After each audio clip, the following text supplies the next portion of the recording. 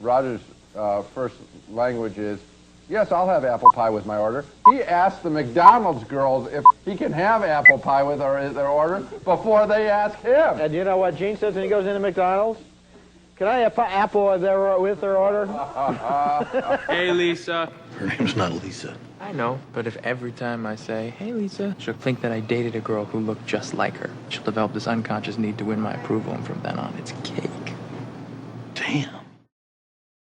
Hello everybody and welcome to another edition of Bill Chasing the Movies, and now we've got 5 new movies to review this week as 2010 is drawing more to a close week after week. I guess that kind of tends to happen with time.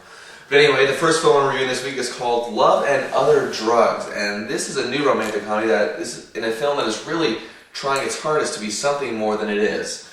The film is quite polished as it stars Anne Hathaway and Jake Gyllenhaal, two very talented actors, and a reliable supporting crew including a personal favorite of mine, Oliver Platt. Now, Jamie, played by Jake Gyllenhaal, is the kind of guy who would market Xanax to the Dalai Lama. So when a new drug called Viagra arrives, he quickly becomes the most popular pharmaceutical rep around. Now, this works nicely with his fast track lifestyle and ambitions, and in which he and his business partner, played by Platt, can finally trade their road gig for cushy jobs, just lying about and enjoying life and money in Chicago. But there's one glitch standing in the way. There's a quirky artist named Maggie. Of course, she is played by Anne Hathaway. He is initially interested in a quick fling, and much to his surprise, that's all she wants too. But since he can't resist a challenge, he's determined to find about all of her secrets. Now this, in a way in itself, is an interesting concept for an R-rated romantic comedy, but bear with me here. Now, sitting in with her doctor, played by Hank Azaria, Jamie learns Maggie recently been diagnosed with Parkinson's disease. As they begin dating, he also discovers she's nearly overwhelmed by the trials of both being a combination of just angry and, at times, optimistic. It's kind of like a mixed combo there, and Hathaway really balances the two moods, balances all her moods in this movie very well. The story together at times is sweet and funny, but with the underlying subplots, they really just go over the realm of what is needed in this film. It hurts the film quite a bit, and there are many weak spots in here, but what it delivers at its core is just as insatiable as the work of such legendary teams as, Doris Day and Rock Hudson, or like kind of like a more, adult-oriented version of their movies, or with Spencer Tracy and Katharine Hepburn, if you want to think of that. But the problem is with this movie isn't with originality. It just seems that at times it's just copping out in certain areas. Even though this movie is not geared towards the younger audiences, it's still there's still some times where it just really just pulls the rug out from under us and not at the right times.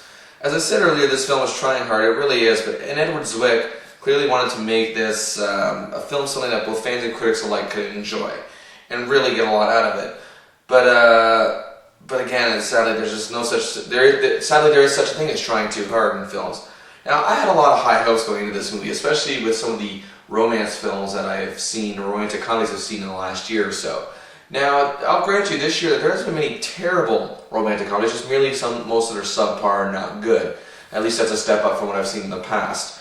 But again, I figured I could at least see a romantic comedy that's both romantic and funny all the way through. It has romantic moments, comedic moments, but sometimes it just doesn't sustain enough balance of those aspects, despite the characters really sustaining the balance of their traits.